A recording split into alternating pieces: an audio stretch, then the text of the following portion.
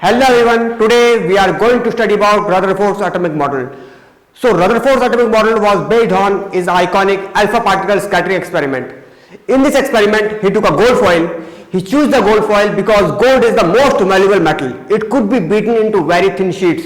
In such thin sheets that its dimension could be comparable to the atomic size. So in this experiment, he took a gold foil. He took the gold foil and he basically bombarded the gold foil with alpha particles, highly energetic alpha particles. He bombarded the gold foil with highly energetic alpha particles. Alpha particles are basically the nucleus of the helium. So we could also write alpha particle as He2 plus.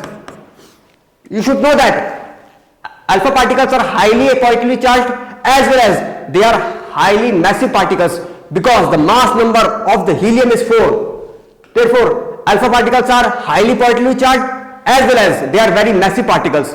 So, when he bombarded these highly energetic alpha particles with the gold foil, he observed something. He observed something that changed the whole physics. He observed that most of the alpha particles, nearly 99% of the alpha particles crossed the gold foil undeflectedly. They crossed the gold foil as if the gold foil is not even there. They crossed the gold foil without showing any deflection in them.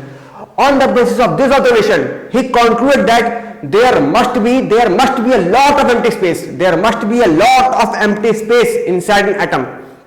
He said that inside an atom there is a lot of empty space and the mass is not evenly distributed inside the atom.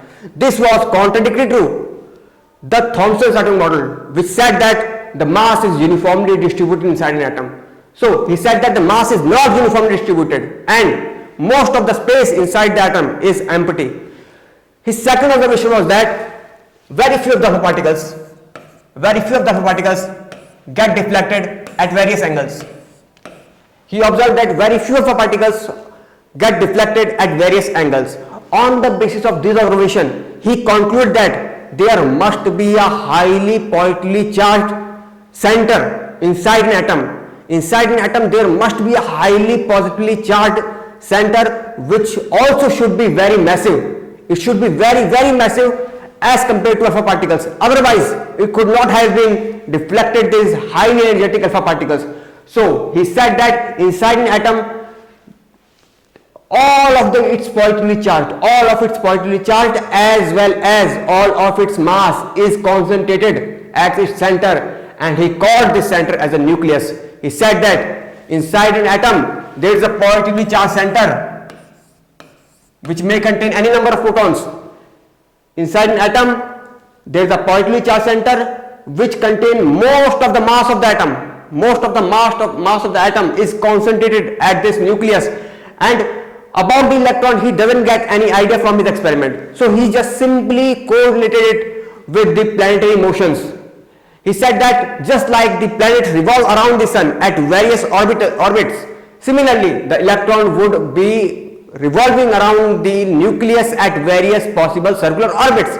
He simply said that electrons would be revolving around the nucleus at various circular orbits. So the most important point of Rutherford's experiment his atomic model was that he discovered this nucleus. He said that most of the mass of the atom is concentrated in the nucleus as well as all of this positive charge is concentrated in the nucleus, and in this way he proposed his atomic model. So this is all for now. Thank you.